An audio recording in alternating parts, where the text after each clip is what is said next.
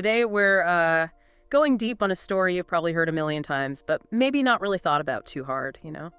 Adam and Eve getting kicked out of the Garden of Eden. It's one of those stories that just, well, it sticks with you. So much to unpack, so many ways to interpret it. Right. It's like we all know the basics. Garden of Eden, paradise, Adam and Eve hanging out with God, life's good. One rule, though. Don't eat from that one tree, the tree of knowledge of good and evil. But then free will, boom, comes into play. And that's what makes us human, right? Yeah. Choices everywhere. Do we obey, play it safe, or do we test the boundaries and see Right. what happens? Yeah. I mean, Adam and Eve's story, it lays that out pretty clearly. And boy, do they see what happens. And it's all thanks to the serpent. Always thought of him as the bad guy, but is he really? Or just, I don't know, some kind of tricky, maybe a little mischievous force for change. Yeah, that's the thing. The text doesn't actually come right out and say, serpent equals evil. It's more about, well, temptation, how it works. He whispers to Eve, and this line is killer. For God knows that when you eat from it, your eyes will be opened and you will be like God, knowing good and evil.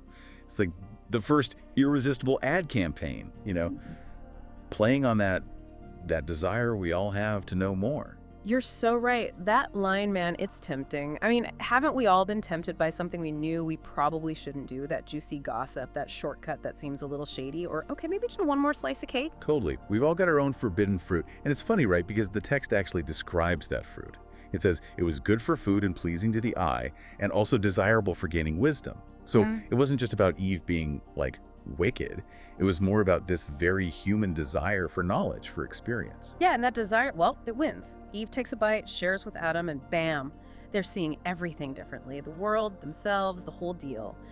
In that moment, right, when their eyes are opened, it's like the birth of self-awareness. They realize they're naked and they feel ashamed. It'd be one way to see it as like the dawn of, complex emotions. That realization that they're individuals, separate from God and nature. Yeah, I get that. It's like when you realize you're not just part of the group anymore, you're your own person, you've got your own thoughts and all that. And that can be amazing, but it can also be pretty scary. It really can. And that realization, it often comes with consequences. Think about kids. They're just, blissfully unaware of all that social pressure until a certain age. Then suddenly, bam, they're self-conscious. And for Adam and Eve, their new awareness, it leads them straight to hiding from God. Oh, yeah. The classic avoid at all costs move. They hear God walking in the garden and they freak out. I mean, who hasn't done something similar? Even if it's just like quickly closing a tab on your computer when someone walks by. We all try to hide the evidence, but the consequences, well, they're still there. And for Adam and Eve, those consequences are, let's just say, pretty dramatic. To put it mildly, God lays down the law. And it's not a go-to-your-room kind of punishment. The serpent. Cursed to crawl in the dust. Eve. Pain in childbirth, and a whole lot of complications with Adam. And Adam. Hard labor and sweat for every bite of food.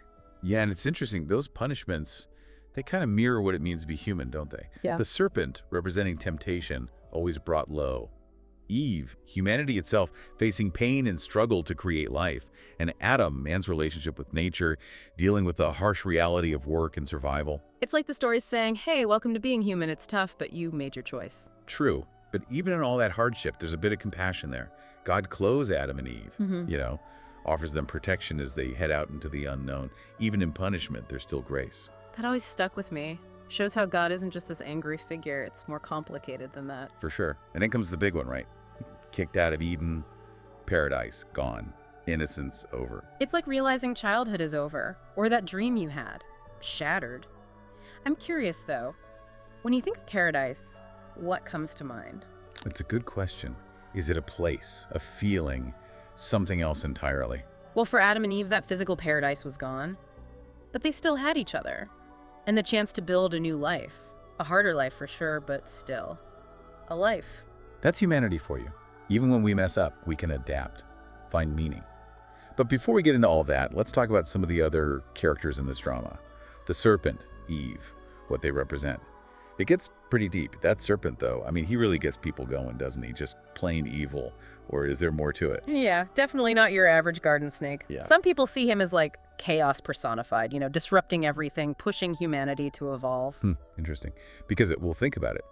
Without that serpent, Adam and Eve might have stayed in that perfect little bubble forever. Happy, but stuck. The serpent, he shakes things up. Knowledge, free will, all that comes into play. So maybe he's actually a good guy. Well, not good, but like a force for growth, even if it means pain and all that. Right. Challenging the status quo. Yeah. Making us face those tough choices and deal with what happens after. And then there's the whole psychology angle, too. The serpent as, like, our unconscious mind. Those desires and impulses we don't even realize we have. Oh, I like that. Like that little voice that says, go for it. What's the worst that could happen? Even when you know you probably shouldn't. Exactly. And those desires, they're not bad in themselves. They're part of being human. The key is recognizing them, making choices about how we react. Which brings us to Eve. She gets a lot of blame in this story, you know, like it's all her fault. Tempted too easily, led Adam astray, all that. Oh, yeah. And that interpretation, it's had some serious consequences over the years. How we view women, temptation, guilt, the whole thing. But look closer, and her actions, well, you could see them differently. I mean, she's the one who actually talks to the serpent, asks questions, wants to learn. That takes guts, don't you think? To question what you've always been told, look for new info. Absolutely. She could have just ignored the serpent, stuck with what she knew. But she didn't. Jumps right into that conversation, wants knowledge, wants to understand the world around her. It's like she's the first one to say, wait a minute, there's got to be more to this story, and that's a powerful thing, even if it leads to, well, you know, trouble. It really is. Yeah. And remember, she's not alone in this. Adam's right there with her. He chooses to eat the fruit too. They both decide to go for that knowledge, step outside those garden walls. It's a joint decision. They're partners in this. Even if they react to the consequences differently. Adam tries to pass the buck, Eve owns up to it. And those actions, they set the whole thing in motion, don't they? Humanity with all its ups and downs, the never-ending battle between good and evil, knowledge and ignorance, temptation and restraint. It's all there. And those punishments. Serpent in the dust, pain in childbirth, Adam's hard labor. Pretty rough stuff, even coming from God. You can say they're like metaphors for, well, what it means to be human. Outside of Eden, this is reality. The serpent, he represents deception, that fall from grace. Like a warning almost. Be careful who you tempt, because you might end up worse off. Yeah, exactly. And Eve's punishment, pain of childbirth, well, that highlights how tough it is to create new life. The sacrifices involved physically and emotionally. And let's be real, women have been dealing with that since, well, forever. It's a reminder of their strength, their ability to bring life into the world, even when things are hard. And then there's Adam. Toil and sweat, work in the land, that's about survival. The constant effort to, well, just exist. In a world where resources are limited and there's always a new challenge around the corner. It's like the story's acknowledging that life outside of that perfect garden, it's not going to be easy. Sweat, tears, doubt, all that comes with the territory. True. But there's also joy, connection, and the feeling of achieving something, overcoming those obstacles. Adam and Eve's story isn't just about losing paradise. It's the beginning of the human journey. Hardship, yes, but also hope, struggle, and that amazing ability to bounce back. And throughout it all, the power of choice. That's what sticks with me. They wanted knowledge, wanted to exercise their free will, and that choice, even with all the fallout, well, it led to everything that came after. It's a choice we all grapple with every single day, isn't it? What do we want to know? What risks are we willing to take? How do we navigate a world full of temptations and possibilities? It's like their story. It's a framework for understanding our own lives. We choose, we face the music, and we have that potential to create something new, even when things fall apart. And speaking of creating something new, let's move on to what happens after the fall. What does it tell us about that enduring human spirit? It's kind of wild to think even after getting the boot from Eden, Adam and Eve weren't just like left high and dry. Yeah. God gives them clothes. Seems like a sign of mercy, right? Getting them ready for the tough road ahead. Yeah, that clothing scene, it's always been powerful to me. Like God sees how vulnerable they are now, aware of their bodies, the dangers out there. It's protection, even with the punishment. Shows that God's not just about anger and judgment. There's compassion there, too. Totally. And maybe that's why this story, it just keeps hitting home for people. Life's messy, right? Good and bad, love and anger, it's all mixed up together. And even though paradise is off limits, they still get a chance to start fresh, they've got each other, and they can create a new life. Not the same, obviously, but a new kind of paradise outside the garden. That's humans for you. We adapt, find meaning even when things are rough, build something new from the wreckage. It's like, okay, you lost the perfect garden, but you gained the whole world. What are you going to do with it?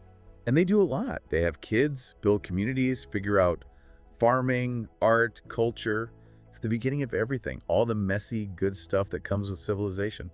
It's amazing how this one story, ancient as it is, became a blueprint for so many others. You see it everywhere. Hero's journey, the fall from grace, trying to make things right. Those themes, they touch something deep inside us. Like, we're all living out our own version of Adam and Eve, facing those temptations, making choices, dealing with the fallout. We've all had our own Gardens of Eden, those innocent, blissful times. And those moments when we realize, whoa, the world's way more complicated than I thought. And knowing that, well, it can be a gift and a burden at the same time. Definitely. Knowledge is power, but it can weigh you down too. Think about all the information we're hit with every day. News, social media, just constant data. It's overwhelming. Makes it question everything. Like Adam and Eve realizing they're naked. Suddenly, they see themselves, the world, everything differently. And that's not always a good feeling. But even with the hard truths, I think knowing is what helps us grow, Yeah. learn, change. It's what drives progress, creativity, pushing the boundary. It makes us human, right? That curiosity, wanting to understand, to question, to explore. Exactly. And that's what Adam and Eve's story leaves us with. They took the risk, went after knowledge, even though there was a price to pay. And because of that, the whole human story unfolds. The good, the bad, the everything in between. It makes you think, doesn't it? Challenges us, inspires us, makes us look at ourselves, what it means to be human. And maybe it reminds us that even when we fall, we can always come back, start over, find our own way to a kind of paradise. So well said. This has been amazing. A real deep dive into one of the most powerful stories ever. Thanks for coming along on this journey with us. Hope you learned some new stuff about Adam and Eve and what it all means for your own lives. It's been great talking about all this with you. Same here. Until next time. We encourage you to keep exploring this text. Read it, think about it, talk about it. Until next time, happy exploring.